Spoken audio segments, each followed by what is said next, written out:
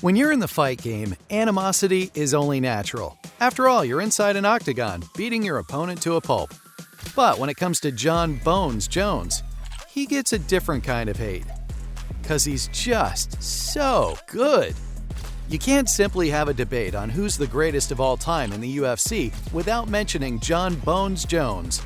The former UFC lightweight champion has beaten almost everyone there is to beat.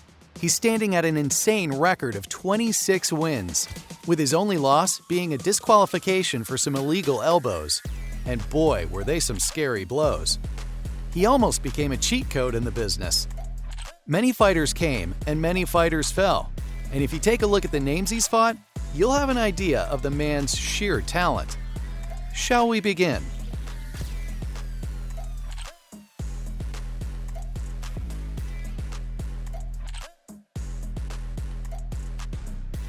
UFC legend Chael Sonnen, Rampage Jackson, The Mauler Alexander Gustafsson, Daniel D.C. Cormier, and the list goes on. From the moment Jon walked in the doors of the UFC, he let the world know he was a menace. He became the youngest ever UFC light heavyweight champion at just 23 years old. And here I am playing Fortnite. It's the weekend, okay? Anyways, we're just a little into the video and I'm already out of breath listing the brilliance of Bones. Honestly, after seeing all those accolades on my opponent's resume, I'd hate to face him too. That said, one of the most fundamental traits that makes him a nightmare in the octagon is his insane fighter IQ. The way that Jon moves is unlike anything you'll see in a fighter. It's almost as if he's already mapped out the minutes of the match in his head before his opponent throws a punch. It's like he's already calculating 57 ways to make him submit after a cheeky takedown. Those who have actually shared the octagon with him would describe it best. An example of his intellect as a fighter was perfectly depicted by Jon's bitter rival Daniel Cormier. The former light heavyweight champion couldn't help but praise Jon when he came out in the Pivot podcast sharing an anecdote that really describes how good he is. In the second encounter between the two fighters, there was an instance where we saw Bones rock DC with a brutal kick. As DC was wobbling bad, most fighters would go straight for the takedown and finish off the match impulsively. But that's the thing, Jon is not like most fighters. The man, instead, tripped him. Talk about the disrespect. This sent the UFC legend spinning like a piñata. As DC describes during the podcast, the moment he hit the canvas after being dazed, he was out. I mean, that's not all. Just the way that he talks about his opponents is such a treat to see. It's like we're getting some exclusive glimpses of what goes on inside Jon's Terminator-esque mind. Now, before the Predator Francis Ngannou decided to call it quits with the UFC, Jon Jones was supposed to make his historic return to the octagon up against him. And if you know anything about Ngannou, you're probably having flashbacks of his insane punching power. Ugh, I just got the chills. As for Jon Jones, it's just another day's work. He went candid about his thoughts on the former heavyweight champion. He broke down a full-fledged plan on how to slay the Nigerian beast. The worst-case scenario when fighting Ngannou is that he knocks you out. But what happens if the lights don't go out? He goes on to say that the fundamentals are pretty simple. The key is to get comfortable with that idea. And after you do, it becomes pretty simple. If he doesn't manage to knock you out, you can compromise him if you have the right mindset and speed.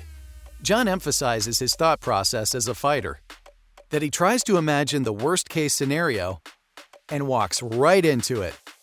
And it just makes sense. This is some life advice from Bones right there. What's crazy is just how easily he verbally dissects arguably one of the scariest fighters the UFC has ever seen. There isn't an ounce of fear in those eyes.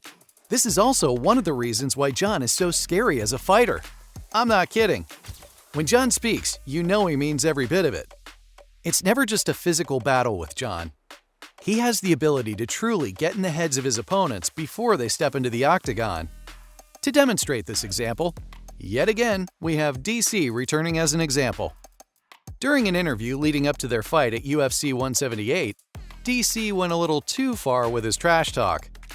It was all fun and games as the two fighters went back and forth with shots. DC commented on how John's confidence on the mic makes him such a professional talker, and John charmingly admitted that he was with a smile. It was all fun and games, until DC threatened John that he wished he could spit in his face. Awkward.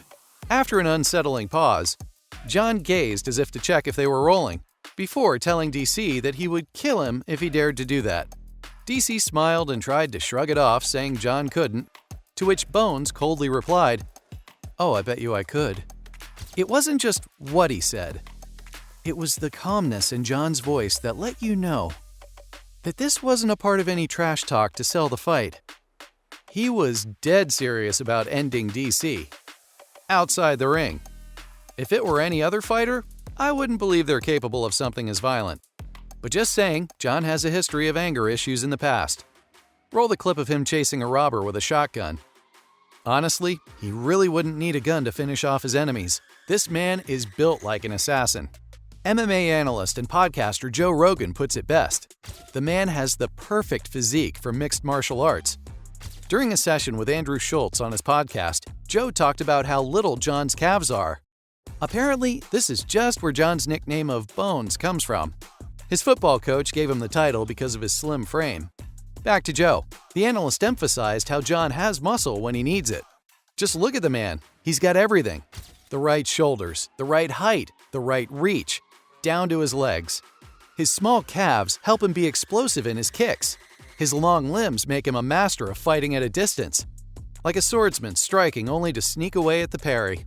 On top of John's unbreakable mindset, his genetic gifts make him unstoppable as a fighter. And that's the thing about John Jones. Where most fighters falter and plateau after their winning spikes, John Jones ages like fine wine.